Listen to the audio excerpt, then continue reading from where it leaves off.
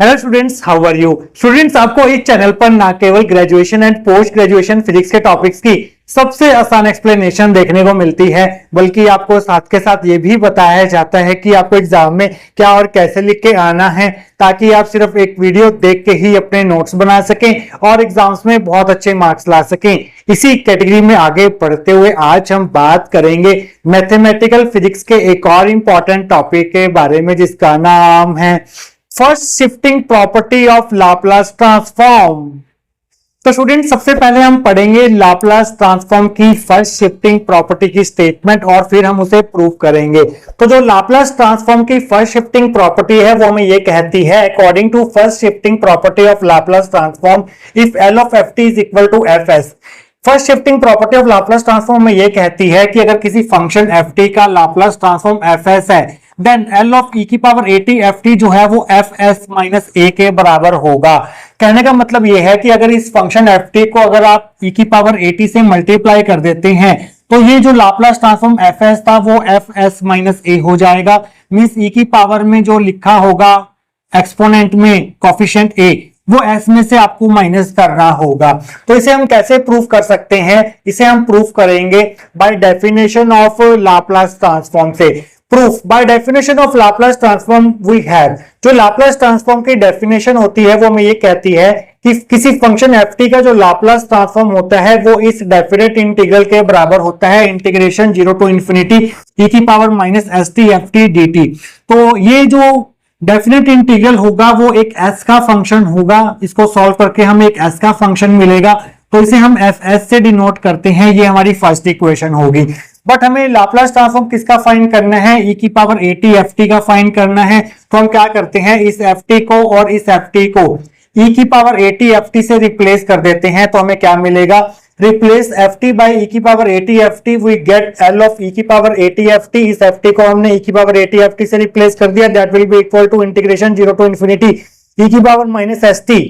इस F T को भी हम रिप्लेस कर देंगे ई की power A T F T से, साथ में हमारे पास डी टी आ जाएगा। अब देखिए स्टूडेंट्स, यहाँ पर ई जो है, यहाँ भी ई है, यहाँ भी ई है, बेस सेम है, तो ये पावर जो है वो ऐड हो जाएंगे। तो ये बन जाएगा ई की power minus S T plus ए T F T D T. यहां से हम माइनस टी कॉमन ले लेते हैं, माइनस टी कॉमन ले लिया तो अंदर आ जाएगा S minus A F T D T. Left hand side हमारी सेम चलती आ रही है। हम स्टूडेंट्स क्या करते हैं, एस माइनस ए को आर से रिप्लेस कर देते हैं। Put S minus A equal to R, तो ये बन जाएगा एल ई की power A T F T is equal to integration 0 to infinity. इस s माइनस ए की जगह पर हम r लिख देंगे, ई की power minus R T F T D T.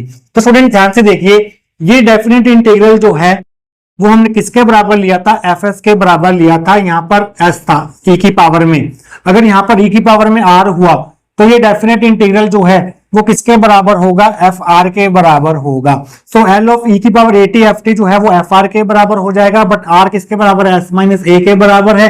तो इस आर को हम एस माइनस ए से रिप्लेस कर देंगे, तो ये बन जाएगा एल ई की power A T F T is equal to F S minus A, जहां पर r जो है वो s माइनस ए के बराबर था, इसलिए हमने r को s माइनस ए से रिप्लेस कर दिया।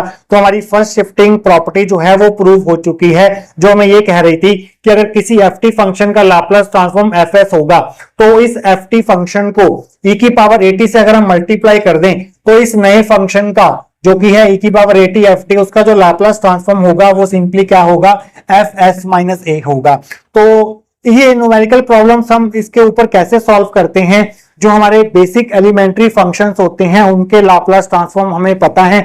अगर हम वहां पर फर्स्ट शिफ्टिंग प्रॉपर्टी अप्लाई कर दें तो उन एलिमेंट्री फंक्शंस के लाप्लास ट्रांसफॉर्म कैसे मॉडिफाई होंगे, आइए उसको देख लेते हैं। हमें पता है लाप्लास ट्रांसफॉर्म 1 जो है वो 1/s के बराबर होता है। तो अगर आप इस 1 को e की पावर at से मल्टीप्लाई कर देते हैं तो ये बन जाएगा l e की power at multiply 1 is equal to, तो सिंपली आपको करना क्या होगा, जहां पर s है उसको आपको किससे रिप्लेस करना होगा? s माइनस ए से रिप्लेस करना होगा। तो ये बन जाएगा 1/s माइनस ए। ई की पावर at को 1 से मल्टीप्लाई करेंगे तो इसे हम सिंपली ई की पावर at भी लिख सकते हैं। तो ई की पावर at का जो लाप्लास ट्रांसफॉर्म होगा वो 1/s माइनस ए होगा। ये फॉर्मूला भी आपको याद रखना है, बहुत सारे न्यूमेरिकल सॉल्व करने के लिए इसका इस्तेमाल किया जाता है। सेकंड जो एलिमेंट्री फंक्शन होता है वो होता है टी की पावर एन, जिसका लाप्लास ट्रांसफॉर्म जो है वो N factorial by S N plus 1 होता है। तो अगर हम इस फंक्शन को ई की पावर एटी से मल्टीप्लाई कर देते हैं तो ई की पावर एटी टी की पावर एन का लाप्लास ट्रांसफॉर्म कैसे फाइंड होगा? इस s को आपको सिंपली s माइनस ए से रिप्लेस करना होगा, तो ये बन जाएगा n factorial by s minus A n plus 1। तो स्टूडेंट्स इसी तरह से जो लाप्लास ट्रांसफॉर्म होता है साइन बीटी का, वो होता है B upon S square plus B square. अगर आप इस फंक्शन को e की पावर 80 से मल्टीप्लाई कर देते हैं तो इस नए फंक्शन e की पावर 80 साइन बीटी का लाप्लास ट्रांसफॉर्म कैसे फाइंड करेंगे? इस s को आपको सिंपली s माइनस ए से रिप्लेस करना होगा, तो ये बन जाएगा b अपॉन एस माइनस ए स्क्वायर प्लस बी स्क्वायर। तो स्टूडेंट्स इसी तरह से जो लाप्लास ट्रांसफॉर्म होता है कॉस बीटी का, वो होता है s upon S square plus B square. अगर आप इसे e की पावर 80 से मल्टीप्लाई करते हैं, दैट इज e की पावर 80 cos bt, तो इसका लाप्लास ट्रांसफॉर्म कैसे फाइंड होगा? जहां जहां s है वहां पर आपको s माइनस ए से रिप्लेस करना होगा, तो ये s बन जाएगा s माइनस ए और नीचे आ जाएगा s माइनस ए का स्क्वायर प्लस बी स्क्वायर। इसी तरह से जो लाप्लास ट्रांसफॉर्म होता है साइन हाइपरबोलिक bt का, वो होता है b upon S square minus B square. तो अगर आप इसे e की पावर 80 से मल्टीप्लाई कर देते हैं तो लाप्लास ट्रांसफॉर्म ऑफ e की पावर 80 साइन हाइपरबोलिक bt क्या हो जाएगा? आपको सिंपली इस s को s माइनस ए से रिप्लेस करना होगा, तो ये बन जाएगा b अपॉन एस माइनस ए का स्क्वायर माइनस बी स्क्वायर।